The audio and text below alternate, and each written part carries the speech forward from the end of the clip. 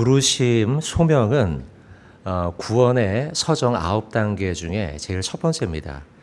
소명, 중생, 회심, 신앙, 칭의, 수양, 성화, 견인, 영화, 이렇게 9단계의 신앙의 여정인데 부르심 소명이라 하면 그 제일 첫 번째라는 거죠. 성도로 살아감에 있어서 부르심에 대한 확신과 묵상이 신앙인으로서의 첫 번째 걸음이라는 거죠. 하나님의 자녀로 부르는 것, 이것도 소명이고요. 우리와 같이 어떤 직장 아니면 교회 안에서의 봉사, 우리의 인생의 어떤 의미, 이 부름도 소명이죠. 자, 여러분의 부르심은 언제였는가? 질문을 던져봅니다. 언제 나를 불렀는가? 자녀로 부르고 또 직장으로 부르고 내가 섬기고 있는 그 자리로 부르고, 성경의 인물들도요 부르심이 다 있습니다. 아브라함 하란 땅에서 부르죠. 모세 떨기나무 가운데서 부르지 않습니까? 사도 바울 다메섹 도상에서 부르죠. 사무엘 역시 성전 안에서 부르죠. 하지만 부르심이 있음에도 불구하고 듣지 못하는 사람도 많아요. 이스라엘 백성들 대다수가 그렇습니다. 그들이요 하나님의 부르심이 없었던 게 아니죠. 선지자를 통해서 하나님이 부르죠. 근데 그들은요 못 들어요. 아합 왕, 이세벨, 사울 왕, 애굽의 바로, 이들은요 하나님의 부르심과 사건들이 많았어요. 그런데도 그들은 부르심을 발견하지 못하죠. 자, 오늘 본문입니다. 우리가 시편인데요. 시편 말씀 107편이에요. 오늘이요. 107편 말씀인데 이 말씀 역시도 부르심의 메시지가 있습니다. 107편의 배경은 바벨론의 포로로 잡혀갔다가 돌아오는 사건 속에서 하나님을 찬양하는 시예요. 바벨론의 포로로 잡혀갔던 그들이 기환하면서 하나님께서 우리를 다시 고향 땅으로 부르셨구나. 부르심. 여기에 대한 감사의 찬양시입니다. 2절과 3절을 보시면 여호와의 속량을 받은 자들은 이같이 말할지어다. 여호와께서 대적들의 손에서 그들을 속량하사, 3절이죠. 동서남북 각 지방에서부터 모으셨도다. 이 모으셨도다라는 말씀이 부르셨도다라는 말씀이죠. 바벨론 포로 시대를 한번 우리가 잠깐 상상해 보면 나라를 잃었죠. 고향 땅을 잃었죠. 주권을 상실했죠. 그곳에 가서 포로로서의 불이익을 당하고 감옥에 갇혀 있을 때도 있었겠죠. 차별대우 받았겠죠. 인권 없습니다. 경제적으로 파탄, 전쟁의 폐허, 그리고 그 가운데 그들이 방황하며 70년을 살다가 이제 하나님의 부르심을 듣게 된 거예요. 깊은 터널에 갇혀 있는 느낌이죠. 앞으로 가도 터널, 뒤로 가도 빛이 없어요. 깊은 터널의 70년이었습니다. 그런 가운데 하나님이 그들을 부르신 거예요. 부르심.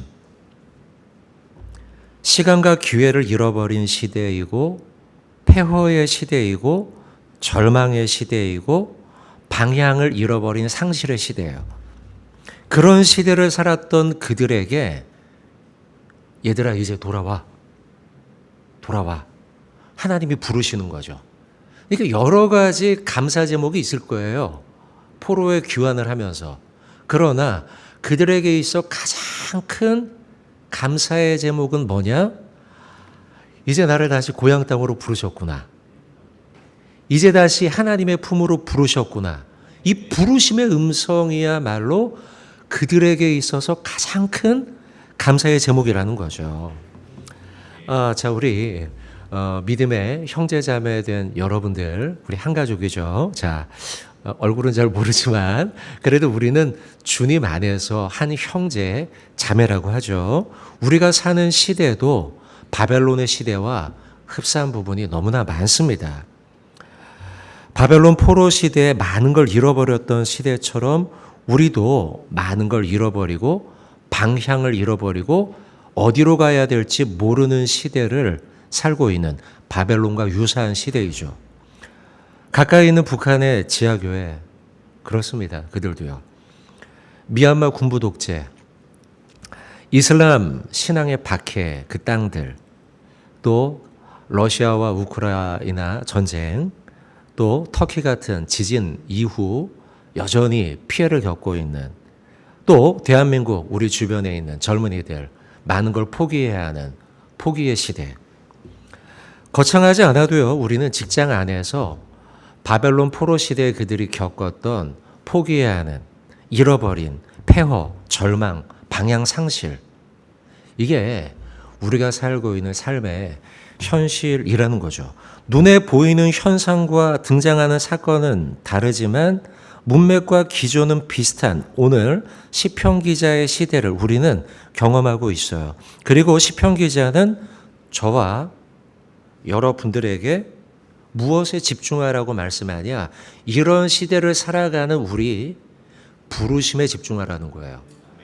하나님이 우리를 부르셨다.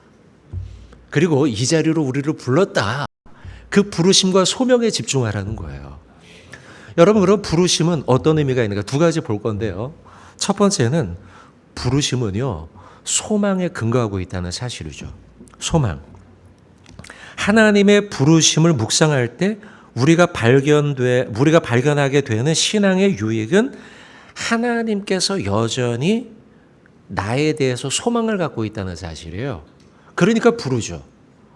나에 대해 소망이 없어요. 절망하고 있어요, 하나님이. 그렇다면 나를 부를 이유가 없죠. 넌 됐다 하겠죠. 하지만 하나님이 우리를 불렀다는 것은 여전히 우리에 대한 소망이 있다는 거예요. 그래서 부르시는 거죠. 하나님은 사랑이시라. 제가 참 좋아하는 성경 구절입니다. 그리고 교회마다 이 글자들을 많이 붙여놓죠. 근데요, 이것뿐만이 아니고 하나님은 어떤 분인가? 하나님은 소망이 크신 분이라는 거예요. 얼마 전에 이제 큐티 신명기 말씀을 읽던 중에 신명기 31장 16절이에요. 제가 한번 읽어보겠습니다. 또 여호와께서 모세에게 이르시되 너는 내 조상과 함께 누우려니와 이 백성은 그 땅으로 들어가 음란히 그 땅에 이방 신들을 따르며 일어날 것이요 나를 버리고 내가 그들과 맺은 언약을 어길 것이라. 제가 좀 천천히 읽은 부분이 있는데요. 이방 신을 따르며 일어날 것이요 그들과 맺은 언약을 어길 것이라. 시제가 미래형이에요. 그러니까 이스라엘 백성들이 광야 생활을 하지 않습니까? 광야의 삶을 쭉 살아가다가 이들이 잘 잘 하나님의 말씀을 따르고 언약을 지켜야 되는데 하나님은 미래 어길 것을 알고 계셨어요. 그런데도 어떡합니까? 그들에게 하나님의 사명을 맡기죠. 여호수아와 이스라엘 백성들이 사명을 어기고 신앙적으로 실패할 것을 하나님은 알고 있어요. 미래에 그럴 것을요. 이방신을 따를 걸 알아요. 언약을 어길 걸 알아요. 그리고 하나님의 말씀대로 살지 않을 걸 알아요. 그럼에도 불구하고요, 하나님은요, 이스라엘 백성을 향한 소망이 크셔요. 그래서 그들을 부르신 거예요. 미래에 그들이 어길 걸 알고 있음에도 불구하고 하나님은 그들에 대한 소망을 내려놓지 않는다는 거죠. 부르심의 신학이 여기에 있어. 소망의 기초예요. 내가 과거에 하나님의 뜻을 이루었기 때문에 우리를 부른 게 아니라는 거예요. 내가 지금 성화를 이루고 있음에 나를 부르는 게 아니라는 거예요. 믿음에 실패할 걸 알아요. 불순종할 걸 알아요. 앞으로 그렇게 될 것을 알아요. 그럼에도 불구하고 우리를 부르잖아요. 왜 부를까요? 여전히 우리에 대한 소망을 놓지 않기 때문이에요. 이게 너무 큰 우리의 그 부르심의 근거예요. 하나님이 왜 우리를 부르는가? 내가 과거에 잘했기 때문에 우리를 부른 게 아니라 나를 소망하고 있기 때문에, 내가 비록 약하지만 하나님이 우리에 대한 소망을 놓지 않기 때문에 하나님이 우리를 부르신다는 것이죠. 우리가 방송인으로, 기획가로, 경영인으로, 재정가로 여러 가지 역할이 있습니다. 각자의 역할이 있겠지만 그걸 우리가 잘 해내기 때문이 아니라 우리를 그 자리로 부르신 이유는 하나님이 우리가 앞으로 잘하고 그걸 기다리며 우리가 잘 해내고 그 잘못할지라도 여전히 하나님은 우리를 향한 소망을 놓지 않는 분이라는 거죠. 그래서 우리를 부르신다는 거죠. 또 부르심은 두 번째, 방향을 찾게 만듭니다. 이게 부르심의 신학이에요. 깊은 터널 갇혀 있을 때 우리는 방향을 잃습니다. 바벨론 포로 시대의 사람들도요, 방향을 잃었어요. 어디로 가야 될지 잘 몰라요. 오랫동안 70년 동안이나 하나님 나라의 백성이라고 하는 정체성을 잃어버렸어요. 엄마가 아들을 낳고 또 아들이 또 손주를 낳고 이러는 사이에 이미 그들은요, 반 바벨론인이 된 거예요. 이스라엘 백성이 아니요, 유다 백성이 아니요, 하나님의 자녀가 아닌 정체성을 이미 잃어버렸죠. 그리고 그들은요, 시간이 갈수록 점점 우리가 어떤 길로 가야 할지 방향을 잃어버린 사람들이 됐다는 거죠. 과거에 이제 부모님과 함께요, 제가요, 제주도에 여행을 간 적이 있습니다. 이제 지금은 저희 아버지께서 이제 하나님 나라 가 계신데 어머니는 여전히 이제 생존해 계시고요. 저희 아버님, 어머님이 제주도에 갔을 때 참 좋아했던 공원이 있었는데 그게 미로 공원이었어요. 아마 가보신 적이 있으실 겁니다. 미로 공원에 가서 이제 그 당시만 해도 저희 아버님이 이제 80대 이제 초반이셨어요. 그래서 표를 끊고 아빠 편, 엄마 편 해서 저희 자녀들과 함께 할아버지, 할머니 쫙 해서 두 편으로 나눠서요. 먼저 목적지에 가자. 이렇게 이제 내기를 했어요. 다 끝나고 나서 너무 좋아했는데 다 끝나고 난 다음에 이런 생각이 들었어요. 그 미로공원의 나무가 높지는 않은데요. 낮은 벽인데 그 너머가 보이지가 않으니까 참 길을 찾기가 어렵다 생각을 하면서 우리 인생도 그렇구나. 벽이요. 조금만 그렇게 높은 벽은 아닌데 조금만 있어도 앞이 보이지가 않더라는 거죠. 우리 인생 길도요, 조그마한 담벼락만 만나도 길을 잃어버리지 않습니까? 그렇죠. 인생의 어두움, 어디로 가야 될지, 인생의 파도가 조금만 높아도 어디가 항구인지, 조그마한 담벼락만 만나도 어디가 우리의 내비게이션의 최종 목적지인지 잃어버리죠. 그때 우리가 뭘 생각해야 되는가? 부르심을 생각해야 돼요. 신앙의 길에서 담벼락을 만나요. 나를 부르신 소명을 다시 찾아야 된다는 거죠. 하나님이 나를 자녀로 부르신 나를 기억하고 하나님이 나를 이 자리까지 부르신 하나님의 섭리를 묵상하는 거죠. 하나씩 묵상하고 기도하다 보면 원래 찾던, 원래 가던 그 길을 만나게 될 거라는 거죠. 모세가 그렇습니다. 모세 40년 광야의 길을 걷지 않습니까? 출발 화려하죠. 막 절대 권력자 바로를 이겨내고요. 그리고 홍해를 막 건너죠. 그러나 가던 길 가운데 담벼락을 만나잖아요. 백성들이 찾아와서 원망해요. 불평해요. 시위해요. 험담해요. 그러자 모세는 괴로웠겠죠. 사람들은 말도 안 되는 이야기 하잖아요. 모세, 애굽이 났어. 애굽이 뭐가 났습니까, 여러분? 근데요, 그 앞에서 그렇게 얘기해요. 얼마나 낙담이 되겠습니까? 그때 모세가 어떻게 그 담벼락을 뛰어넘을 수 있었는가? 그건요, 떨기나무, 하나님이 나를 부르셨던 그 첫날, 그때를 떠올리는 거죠. 우리도 어떻게 담벼락을 넘어갈 수 있을까? 그건요, 바로 하나님의 부르심을 묵상하고 하나님의 부르심을 붙잡는 거죠. 나를 왜 이 자리로 불렀는가? 나를 왜 이곳까지 인도하셨는가?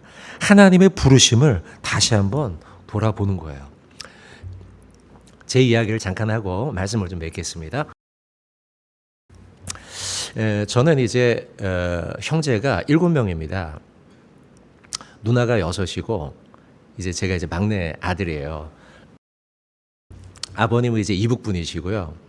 어머니는 경남 분이시긴 하지만 이제 고아처럼 자라셨어요. 이제 아버님이 포로로 잡혀와서 부산에서 이제 생활하시게 됐는데 그때 어머니를 만나시고 이제 자녀를 낳았는데 딸을 연거푸 6을 낳으니까 아버님은 이북분, 어머니는 고아. 교회 출석하긴 했지만 교인들이 참 불쌍하게 보던 가정이죠. 그 시대에도 불쌍하게 보던 가정. 그런데 자녀마저도 아들이 없이 6명이나 딸인 거예요. 부모님이 괴로우셨죠. 그래서 기도를 하게 됐죠. 기도를 해서 이제 아들을 낳으면 목사를 시키겠습니다. 하던 가운데 제가 태어난 거예요. 쭉 자라나면서 저도요. 쭉 자라나면서 어린 시절부터 저는 꿈이 그래서 목사였어요. 목사로 쭉 내가 되기를 바라면서 자라오던 중에 저 역시도 방황이 없었겠습니까? 방황이 있었겠죠. 그때마다 제 마음을 붙잡아 주고 다시 돌아올 수 있도록 했던 것은 내가 왜 이 자리에 있었는가? 부모님의 기도와 그리고 또 목사로서의 소명, 부름. 이것이 저를 원래 자리로 돌아오도록 만들었다는 거죠. 성경에 보면 여러분들 삭개오라고 하는 인물이 있지 않습니까?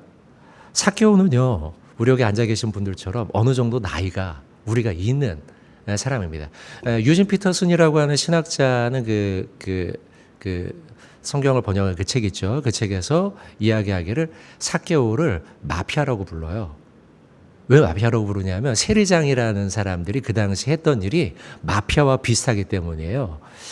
세리장까지 올라가려고 하면요, 주먹도 좀 써야 되고요. 그리고 밑에 꽤나 많은 조직원들을 둘 정도의 자리입니다. 그러니까 어느 정도 이제는 중견의 나이를 넘어선 세리장 자리까지 올라간 것이죠. 그러나 그는요, 담벼락을 만나요.